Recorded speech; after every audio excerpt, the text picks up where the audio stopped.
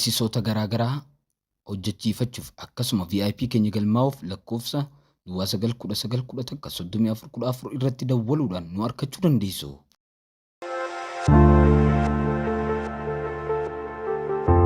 Oro Record Dibbakee. Ambasa.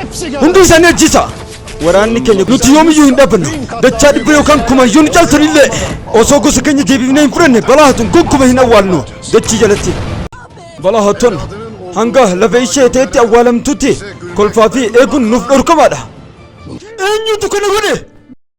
Gaarri dhukkubbii kana akkamitti obsine abbaa koo? Dameen nuti qabnu hundi ni cabsa. Gocha tuffatamaa kana kan raawwate adde bugumi. Ibiddi Usmaan dhaamee ture. Garuu ati ibidda san deebiftee qabsifte. Usmaan ajjisa. Waraanni keenya guddaa waan ta'eef kan gosa keessa jiru qofaan kan daangeffame miti. Obboleessa koo lakki burqaa gurraachaatu garaa kootti gale. Ati ifa dukkana ija koo keessa jiru ibsuu turte. Ati kaayyoo keetti ni cimta. Jaalala keetti ni cimta. Ana haadha keetiif haluu nan baasa. Gaarri gurraachi fuuldura kootti kufe.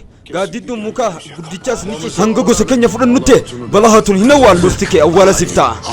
Jajjaboota koo! Loltoota koo! Maaniif ibidda biraa qabsiisee gara asheetaatti nan jijjiira. Uummanni fi waraanni ni booji'ama. Seeyfii koo qofaatu dubbata. Eenyutu kana godhe? Bina walcha hattaasifamu. Haadha koo ni awwaalna. Ishee gonkumaa hin awwaallu. Haadha koo hin godhin gadhiise. Ishee eeguutti dhabuun koo badii kooti. Jajjaboota koo! Loltoota keenya kan sheeyidaniif jecha bilisummaa keenyaaf jecha maqaa keenya dhugoomsuuf haleela.